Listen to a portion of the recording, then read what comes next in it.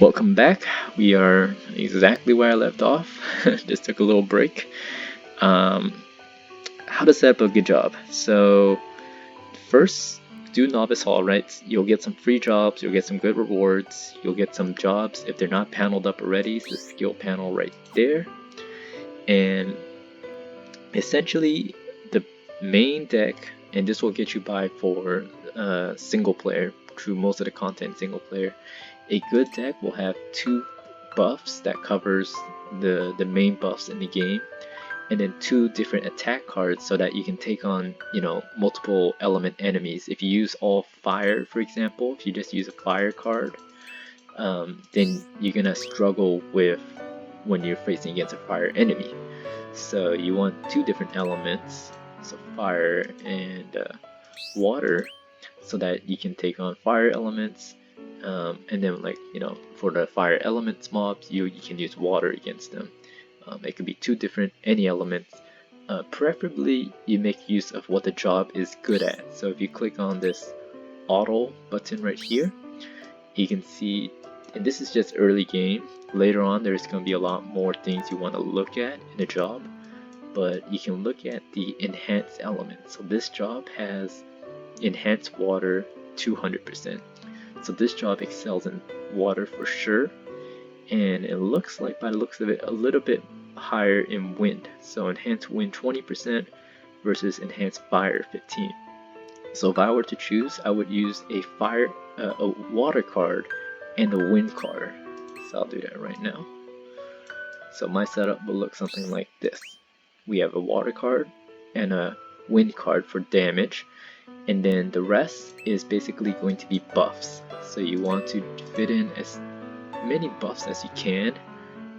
You can click on abilities, which is this one, to kind of scroll down, and you can see that Mage gives Snipe on his ult as well as Faith. So you can kind of use that to your advantage. You can leave it out if you like. I don't really recommend it, just to kind of get used to how to play the game. Try and fit in your buffs in your cards, and then just use your ults as needed. So cards that give the main buffs in the game are going to be Haste and Faith. I think those are the 2 most important ones that you're going to use the most. If you're familiar with Final Fantasy, Haste basically gives you more actions every turn, so you can do more, and then Faith increases your magic. And I'm going to get a little bit into magic and attack difference, because people do get confused about that playing Mobius for the first time. So the free card that they give you, most people should have it, is, I'm trying to find it, it is the Undying. Probably skipped over it, here it is. So the Undying gives haste and snipe and drink. So right here you have haste. Haste again, probably one of the most important one. Snipe is also important. That helps you crit more critical hits. But Undying works, so that'll be 1 card, and then the other card you usually get for free, Knights of the Round, KOTR.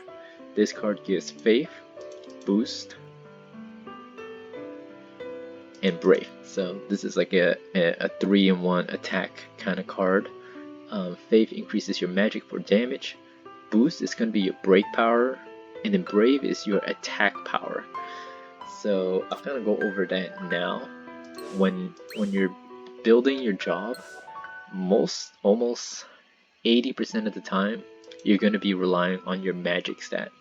And the reason is the cards, they use the magic stat of the job. So all these jobs, all these cards, they rely on magic. It doesn't really matter how high your attack is. Attack is for the damage that you do when you're tapping an enemy, or using your ult. So I'll showcase that here. I'm just gonna put 1 card there just in case.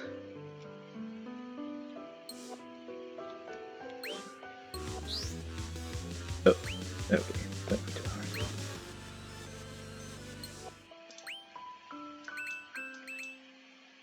Let's head to chapter 1.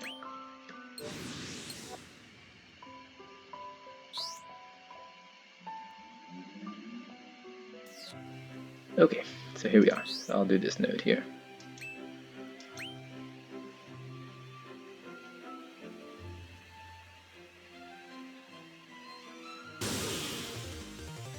Okay, here we are.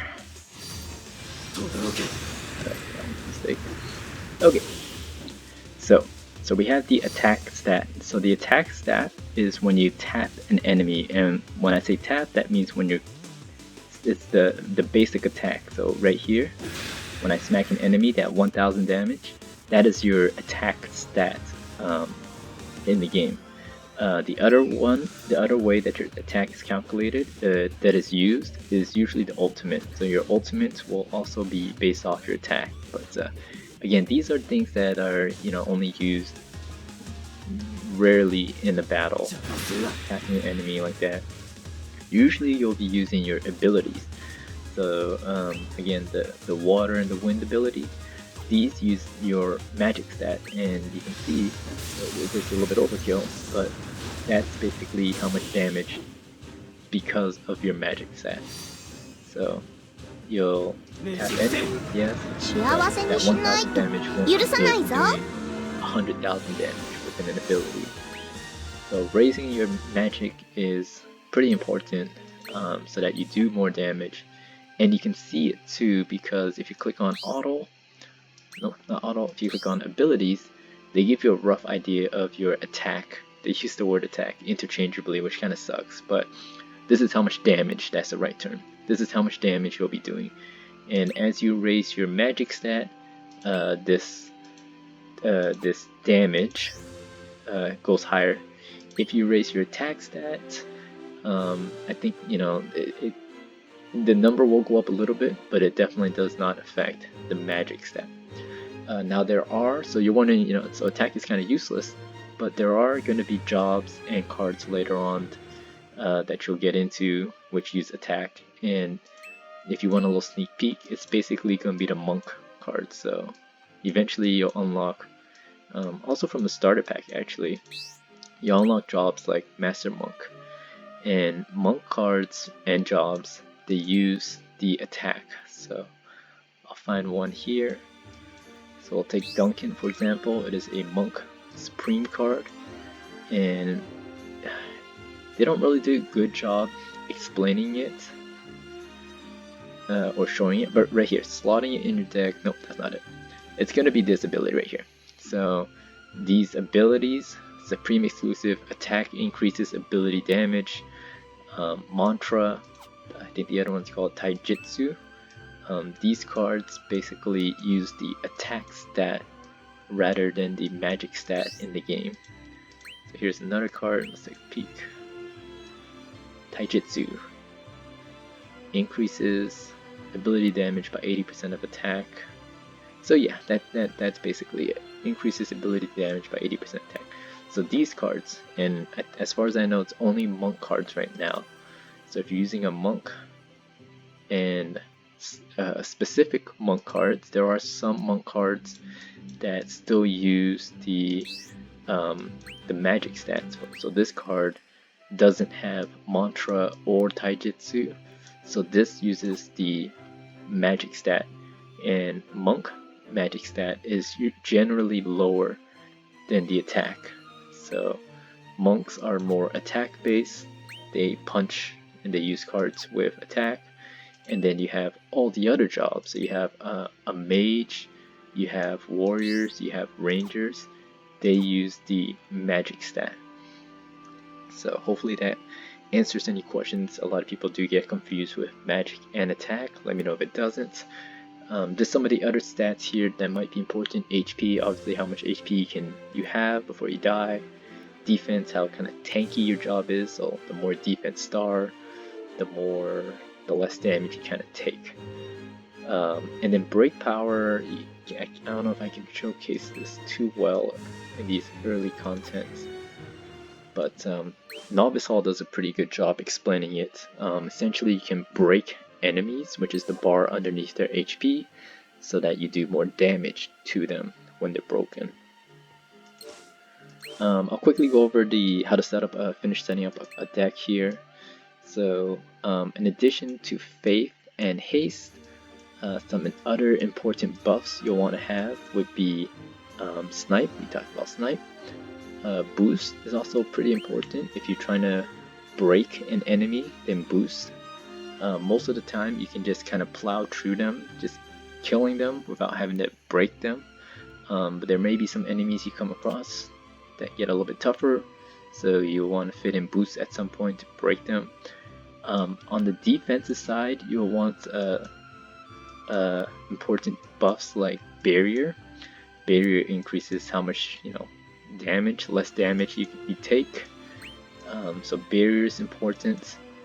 Wall is going to be another one. You'll get Hell's Gates early on, so that has Barrier and Wall. Wall basically mitigates. I think that's the best word. It mitigates damage. Not mitigates. No, that's not a good word.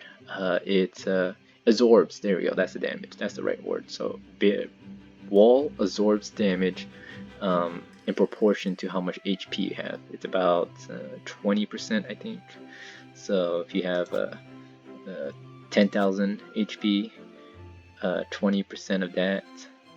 See if I can do some quick maths. 2,000. Nope, that's not right. Okay, I can't do math. Math failed. It will basically absorb those damage, so you take 0 damage until that threshold is reached, and then you'll take damage. So those are going to be the important buffs that you should have. Haste, Faith, Wall, Barrier, Snipe. Try and fit as much as you can.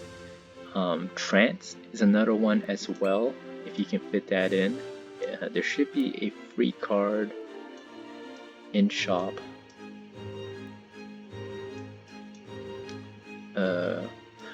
It was the Boar. So Boar 2019 actually may still be worth picking up. Boar 2019 gives Trance all, and Trance is just another buff. Trance raises your job stat.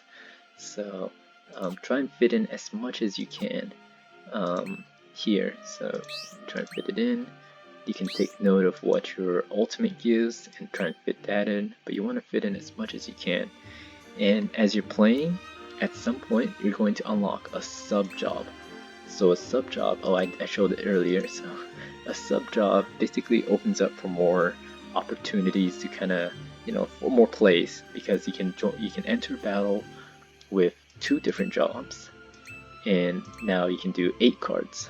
So I would add down here maybe some defensive buff or some more attack buffs, and same thing, maybe 1 or 2 different element attack. You don't need 4, but 2 to 3 is fine. Something again that makes use of the job itself. This card is good with what is this job good at? And you can ask that question. You're free to ask that question. What is this job, good at? Good.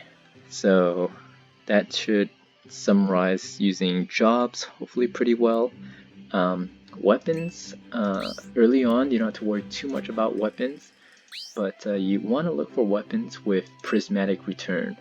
Those are generally the better weapons. So there are some free ones you get from events, but most of the good ones you have to either pull a job to get the weapon, and there's also now gotcha weapons that you have to pull from the banners. So but you want to look out for weapons that have prismatic return, or something with damage modifiers are always good. Exploit weakness, improve criticals, but prismatic return helps a lot. Basically it refunds orbs to you so that you can keep using abilities rather than having to tap to generate orbs. And you always want to have a weapon boosting. Early on you'll start with 4, and if you put money into the game you get more. So always have a weapon boosting. You can boost any stat. Basically you can choose to boost the HP stat of the weapon, the attack stat, the break stat, or the magic. You can boost any stat because eventually they all end up the same in terms of stat. They all max out at 2,000, 200, 200, 200. So here's what a maxed out weapon would look like: 2000, 200, 200, 200. The only difference are those auto abilities I was just talking about. So you want to choose weapons like this one. It has prismatic return. This weapon also has prismatic return, improved criticals. This weapon doesn't actually have prismatic return, but it does have good auto abilities. Prismatic return on this one as well. So generally weapons with prismatic return, if you're just looking for a weapon, start with prismatic return.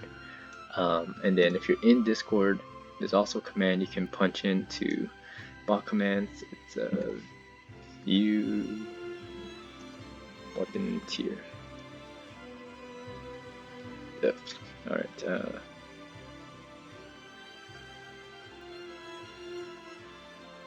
T weapon tier. It doesn't look right. MT. I got it. There we go. So this list is actually pretty good. If you want to just type it in, that's fine too. It's from a JP kind of perspective, so there are going to be some weapons that aren't out right now, but that is just a good list of abilities of what's, you know, good, and in terms of ranking, good to decent. So again, more a little bit later on. You don't have to worry about this early on, but it's good to start leveling up some of your weapons. Going back to the job as well, you'll realize that a lot of these nodes, you can probably beat them with just one deck. You won't ever need to use your other deck. So what you can do is you can actually load up your main with farming EXP.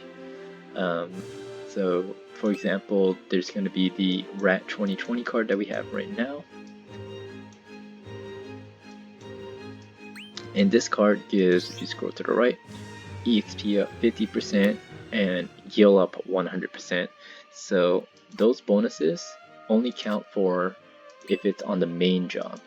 So you'll see a lot of players will go with something like this on their main job, where they'll put cards that give EXP and heal up on the main, because if you click on auto, these bonuses add up.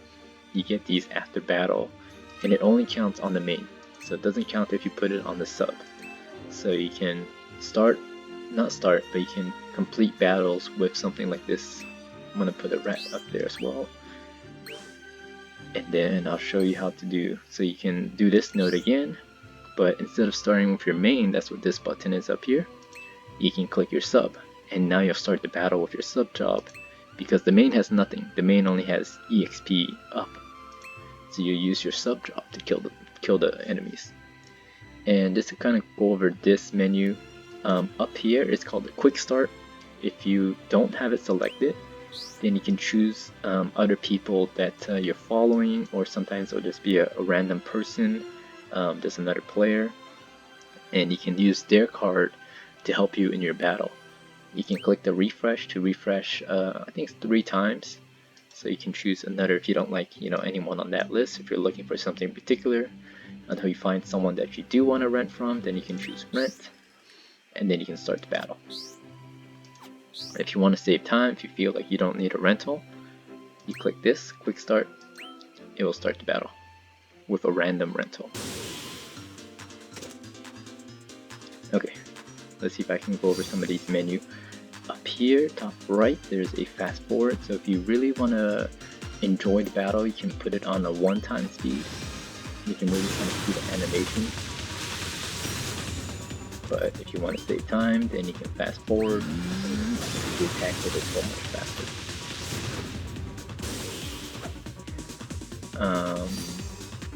Auto basically lets the AI play. Target view lets you kind of choose between the 2 targets. All the targets you can choose to do this one. It's easier because if you tap here, it counts as a regular tap. You have to use target view if you're trying to target someone else. And it's going to be quick, but there's going to be icons right here on this bottom left. And the first one is attack mode, break mode, or defense. Attack mode will basically have your AI. This is when you're in auto AI. Use your attack cards. Break mode will have the AI try to shave off this orange bar, and then tap or use it, I think just tap, to break the enemy. But if your abilities kill the enemies, then it's going to kill the enemy. And then defense mode just has the AI play a little bit more conservatively. So it's going to, like, for example, if I'm low on HP, it's going to drive life to heal. I don't recommend defense mode. It's either attack mode or break mode depending on how you want to play and what boss. There's going to be the little square icons over here, and I'll do it and then you can pause. Hold at will and then 3 icons. So the first one looks like a little person. When that's selected, it will change into it will be like a little rotating icon with a person and a rotating icon. That means that the AI will change to between your main and your sub job if there's a weakness, if it thinks, you know, this job will do better. So if that icon was selected, so it looks like a little rotating icon with a person, and let's say there was a water enemy and I had a fire card up here, then it will change from my sub to my main so that it uses this job to take care of that enemy. So that's what that means. The second one looks like a little eyeball. What that means is it will prioritize cards that need to be unlocked. So that's what this ES unlock was that I mentioned in an earlier video. Cards that are missing extra skills. So we'll go to, let's say, 5 any cards. Okay, this one. So perfect. So this card is still missing 2 extra skill. It's gonna prioritize using this card so that it unlocks these extra skill. That's what that little eyeball means in the second one. And then the third one, what was the third one? You know what? I think there's a menu for this. I think the third one's rental. Yes, the third one's rental. When that one is selected, that means the AI will not use the rental card. So there's a 5th rental card. You can have it on if you feel like you need help, or you can turn it off, and that saves a little bit of time because basically you're not casting 1 extra card if you don't need to cast it. So that's what that third icon is. Okay. And I think that's about it for jobs and decks. So now you have a proper job. Choose a weapon, of course, that's good for the job. So something with some damage or some prismatic return. So choose a good weapon for each job. And it might be worth kind of going into now, but every card you can also put extra auto abilities. So that was the new KLTR I just purchased. Once more, you can put, it'll say locked extra question mark question mark question mark. That means you can put fractals or auto abilities on them. So you fuse, go back into fusion, go into KLTR, select fusion, and what you have to fuse is called these fractals. So you'll get these from Gigantars or just from, I think you can also get some from rewards. But fractals basically put a random auto ability on the card. So you can choose, I'll toss, put 3. And there's 2 empty one now. So the first one is going to go in right away. So it just got a skill seed up, 10%. And it got resist water. And then the third one is going to ask me, do I want Gil up? And if so, it'll replace one of these. And if not, I'll say cancel. Ask, are you sure? I'll say yes. So that's how that works. So now this card has 2 new auto abilities. And there's also a list as well, should be on Reddit. You can see which each of these element fractals, they each give something unique, as well as they have the general, they all have some that are general, the same for all of them. So you'll put fractals. And you'll see eventually you'll also get these prismatic ones, these are rainbow ones. So the rainbow one basically guarantees you something. So if I'm looking for resist water, then this prismatic, if I have this, then this will give resist water on kill TR. So that is how the auto ability works, in case anybody's wondering about these question marks. And I think we covered just about everything here. I wouldn't worry about overboost level right now. That's not important. You don't have to worry about that. I think the last thing that might be worth mentioning is some people get confused. If you pull an ultimate hero, these are basically jobs that have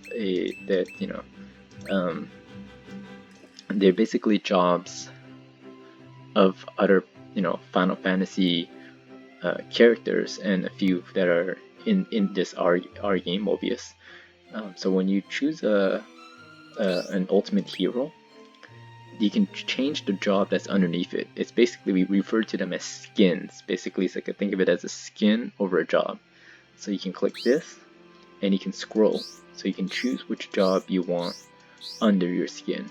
So you can put this job underneath, and it basically takes on that job's stats and abilities.